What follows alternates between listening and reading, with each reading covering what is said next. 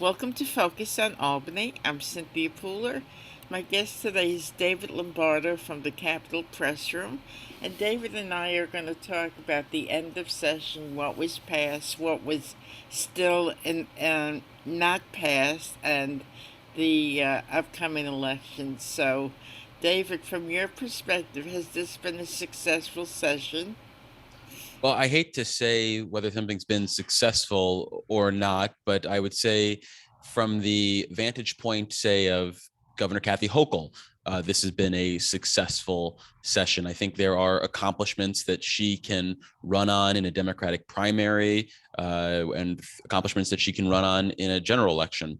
For November, I think the accomplishments that she will try to run on are some of the things that we're seeing her talk about right now in some of her campaign ads, which are abortion access as well as gun control issues, because these are things that play with both the general election audience and a primary audience if you're talking about Democrats. In terms of was the session successful for maybe the far left in New York, the quote unquote progressives, I don't necessarily think so. I think that they had a budget process that was probably more in their way of thinking than last year, but that was largely because of how much federal cash we had and wasn't necessarily because of any major policy changes. It was more incremental. And then in terms of things that were adopted at the end of the session, there were really no major victories for the far left. The only things that really come to mind are legislation that will restrict the future use of power plants for crypto mining operations. That was kind of one environmental bill that the far left had been championing that a lot of people thought was dead going into the final days of the session, but ended up making it through both houses of the state legislature.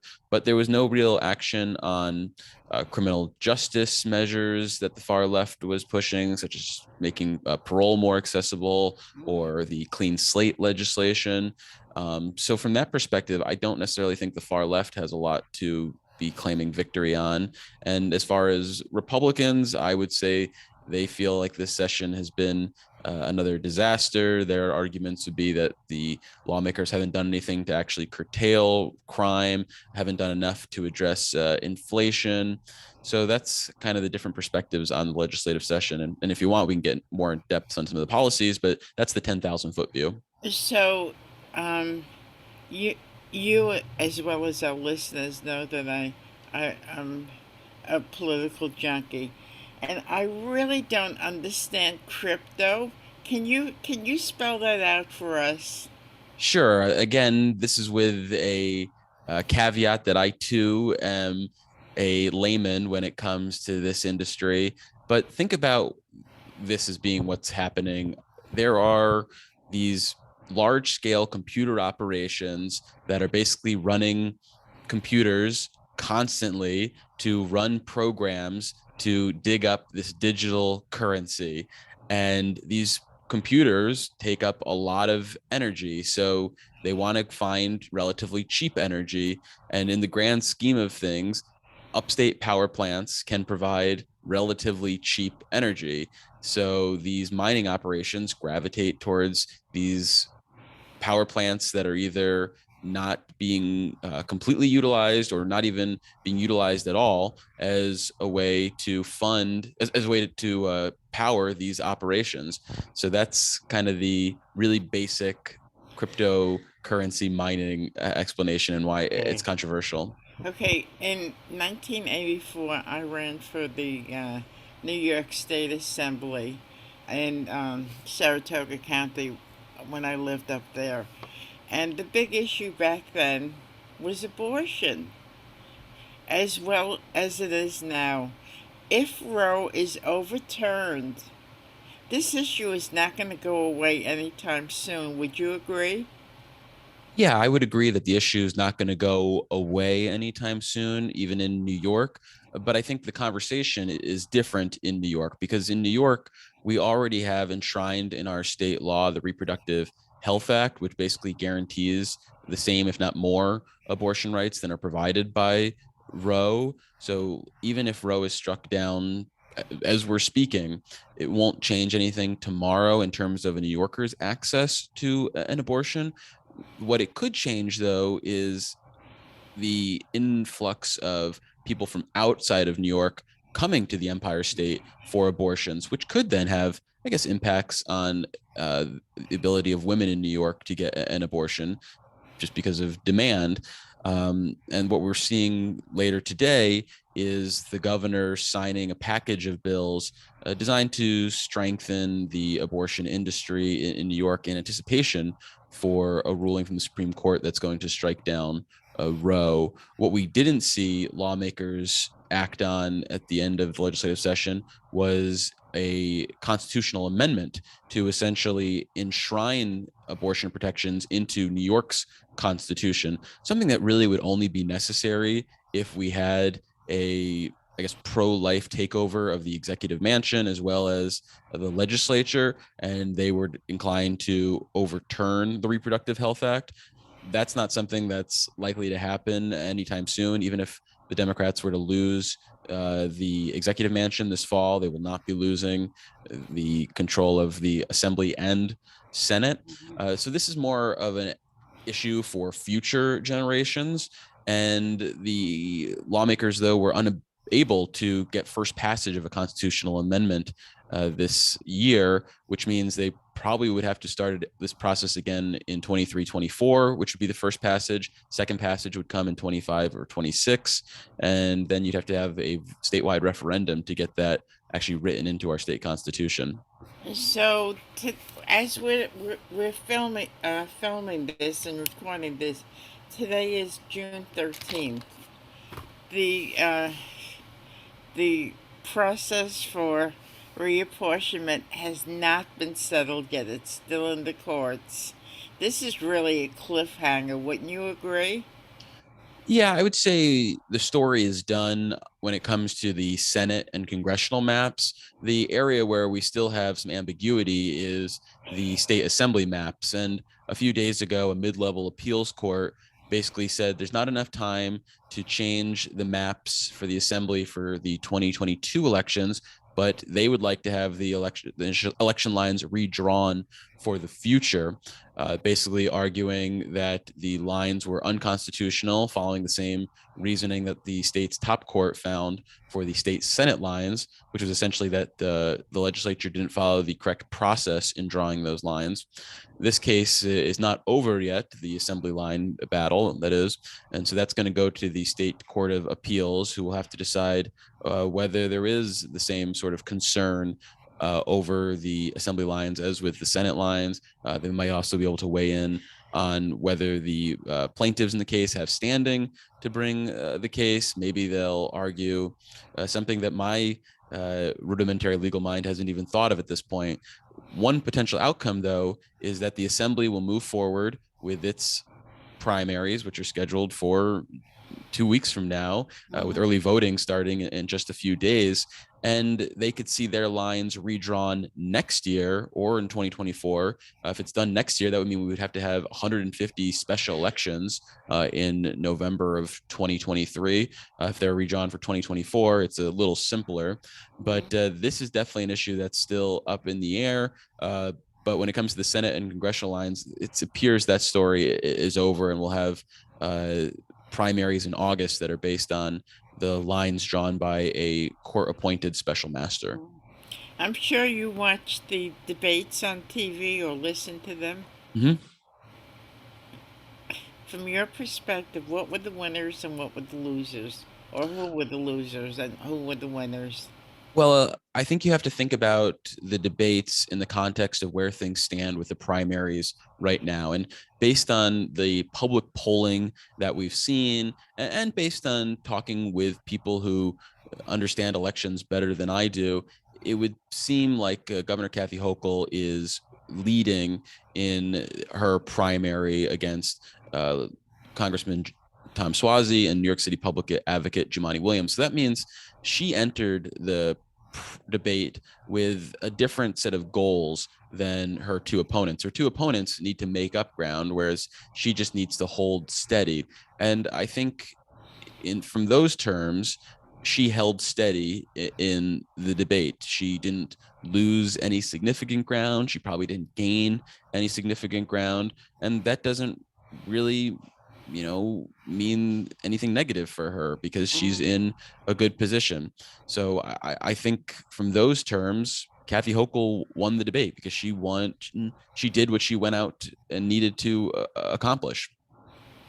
So, do you think that, like Tom Swazi, he's been around the block before, he ran for governor once before. Do you think that he's going to be a little disappointed? Of course, he's going to be disappointed, but what does that mean for Tom Swazi going forward? I don't really know what this will mean for Tom Swazi going forward. And that's one of the questions that we've kind of been kicking around here at the Capitol, which is what is Tom Swazi's long game here? Because he was always a long shot to be the Democratic nominee for governor after Andrew Cuomo resigned. So, what is his long-term game here? We don't really know because he's giving up his congressional seat to pursue this. Right. Maybe he's going to go work in the Adams administration after this. Maybe he's going to go into the private sector and rake in big bucks. It's not really clear what he has envisioned, but after June 28th, he's likely going to have a lot of free time to plan his future as he finishes up the remainder of his congressional term that ends this year. Now, Jumaane Williams is an elected official in New York City. Mm-hmm. He's the consumer advocate, right? Public advocate. Public advocate. And of course, he'll still have his position after the primary. But what do you think his long term plan is? I think maybe mayor of New York City, maybe running for a congressional seat that could open up in the future. We've seen, Bill de Blasio use the public advocate race as a jumping off point for mayor of New York City. Letitia James used the public advocate position as a jumping off point for New York State Attorney General. I think that there is a case to be made that and every time Jumaane Williams runs and loses, he comes off pretty well amongst his peers on the far left. So these races, whether it's the 2018 LG race or the 2022 gubernatorial race that we're seeing right now, don't really hurt him in terms of the big picture for him moving forward. I think it just strengthens his credentials on the left. But I think there is a case to be made that once you've lost multiple times, you kind of can get a stink on you as being a loser. He avoided that in 2018 because the odds were so far against him. Maybe he doesn't shake that as much in 2022 because Kathy Hochul in 2022 is supposed to be, more vulnerable as the governor, but that remains to be seen. And I wouldn't be shocked if we eventually saw a mayoral bid from him or some other effort at higher office. But a mayor can serve for 2 terms in New York Unless City. you're Mike Bloomberg. Right. Well, of course. But, you made me lose my train of thought. Eric Adams, he's just starting out in Hmm. his administration. So if Jumaane Williams wants to run for mayor, he's got a pretty long wait to go for that, right? Well, he could primary Eric Adams in 2025. Jumaane Williams, I believe, is 46 years old. So he's a very young man in terms of politics. He could also wait out Eric Adams and decide to run in 2029 when he would only be in his early 50s, 53 years old. So I don't think that's a path that we can rule out for Jumaane Williams. Do you see him at some point continuing to want to have a statewide position? I guess it depends on what the field looks like, I guess. I would Okay. say he's a pretty shrewd political operator and is good at reading the room. And as long as there's no one else really clamoring for that far left lane, I think he will feel the need or the, I guess, opportunity to try to fill that lane. So I guess it really depends on how the fields look in the future. The Republican side, it's been pretty quiet. Do you think Zeldin is a shoo-in? I wouldn't say he's a shoo-in by any way, shape, or form. Tonight, we're going to see the first GOP debate where Lee Zeldin, Andrew Giuliani, Harry Wilson, and Rob Astorino will all share the stage. And the thing I'm interested in is to see who, if at all, is able to differentiate themselves from their peers in a meaningful way. Lee Zeldin is obviously the front runner, having secured the backing of the Republican establishment as well as the Conservative Party. But if I was a betting man and I was looking at odds, I would be interested in the odds on Andrew Giuliani because I think I could get a good reward if I bet on him because he's still a long shot, but he has a chance to actually win because of his last name and his last name alone. He has a father who was elected multiple times in New York City, is a familiar name for Republican voters outside of New York City, and he is closely associated with the Trump brand, all Right. things that are popular for Republican primary voters, no matter what state you're in.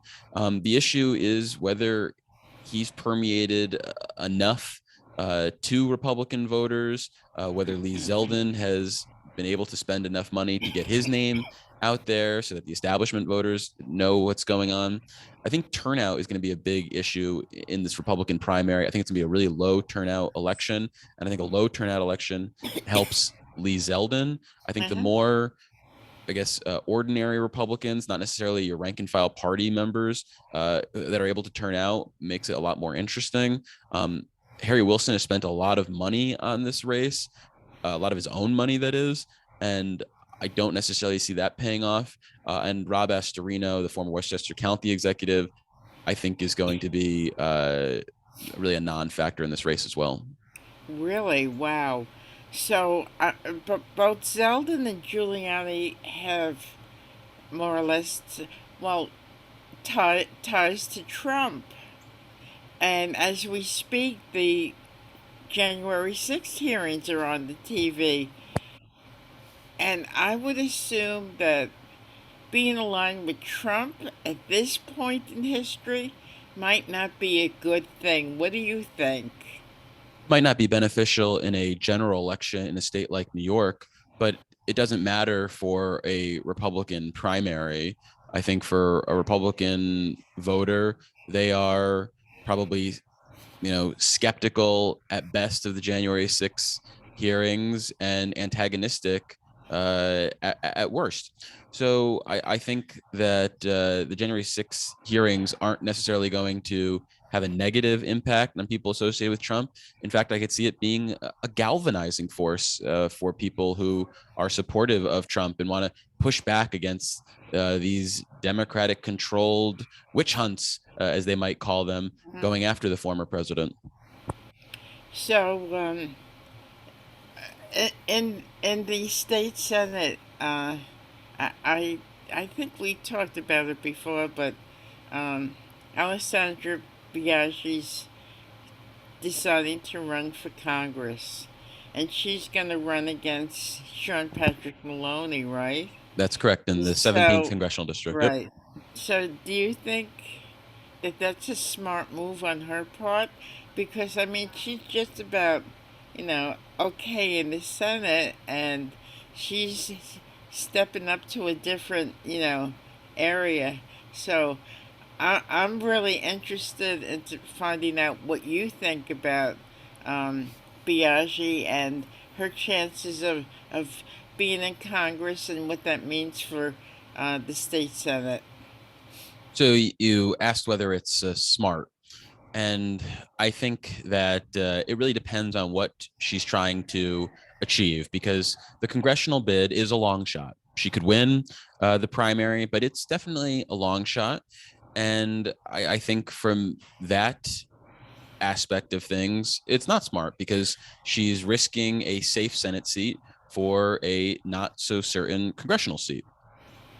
And I think you also can look at it, though, from a longer term look. And what could this mean for her moving forward? She could be kind of the darling of the left because she's taking on Sean Patrick Maloney, who's more of the Right. establishment figure. He's someone who AOC has gone after recently. Congressman Mondaire Jones has gone after as well. So there's no real love for him on the far left. And for her to take on the mantle of the attack against Sean Patrick Maloney is going to win her friends on the left. So maybe she emerges from this as a high profile far left activist, a higher profile than she has already.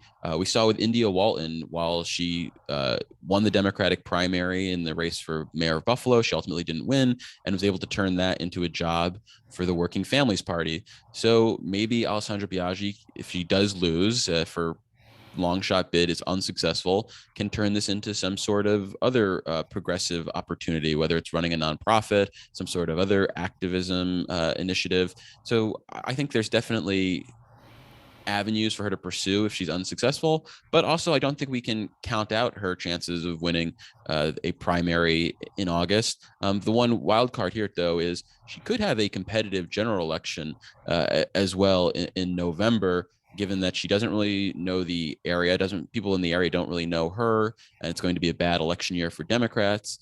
So I think nothing is really set in stone at this point. So it's going to be a fun one to watch. Do you think in the back of her mind she thinks, well, if I could oust Jeff Klein, then I could do the same thing for Maloney? Yes, I think that's definitely in her mind. I think another major factor, based on people I've talked with, is this idea that she does not like working in Albany. She does not like being part of the state senate, and is looking for another opportunity. And this is something that has been kicking around for a while now. There was a lot of buzz when she created a new website before redistricting was even done that seemed to indicate she was going to run for a statewide office, maybe lieutenant governor. So she has not had any great time in the state senate. So I think it's not really a surprise that she's looking to go elsewhere. But you make a good point about the fact that she did beat Jeff Klein, and now she's going after another establishment Democrat. So she has a track record of this. And as politicians, they all definitely think they can take on the world. So yeah, that seems to make sense. So, how's things going with the Capitol Press Room? Who will you be having over the next couple of weeks? Well, on today, we're going to air an interview we recorded on Friday with Lieutenant Governor Antonio Delgado. We spoke to him about taking over as the number two for Governor Hochul, and also asked him about a couple issues that dominate state discourse. One is capping rent increases, and another has to do with overtime threshold for farm workers. But what we're going to be trying to do over the next few weeks and months is just catching up on all the bills that made it through the legislature over the final days and weeks. I think about 1,000 bills passed both houses of the legislature. So that means there's a lot to catch up on. And, we're going to try to do as much sort of digesting of June primary results and previewing of the August primaries. So there's a lot to talk about on the political front as well over the next, I guess, 4 months. Hmm. So uh, we have just a couple of minutes left. Tell everybody how they could listen to you on the radio. Sure. So you can go directly to capitalpressroom.org. That's our website where you can find all of the interviews that we do. We post every single one in the afternoon, and you can also find some of our written content there under the Capital Notes section. On our website, you'll also find the schedule list where you can find out where we might be playing on the radio in your neck of the woods. And we are on in the Capital Region on the Siena Saint radio station. For most of the rest of upstate, we're on the local NPR affiliates, although times will vary based on where you live. So you have to check the schedule. And you can also download old episodes wherever you get your favorite podcasts. And I highly recommend people subscribe to our podcast feed so they never miss an episode. And every single episode just shows up right on their phone every weekday. Great. So you've been listening to David Lombardo. I'm Cynthia Pooler. This is Focus on Albany. And if you like this broadcast, please subscribe to my YouTube channel, Focus on Albany. Thank you, everybody, for listening and watching, and have a great day.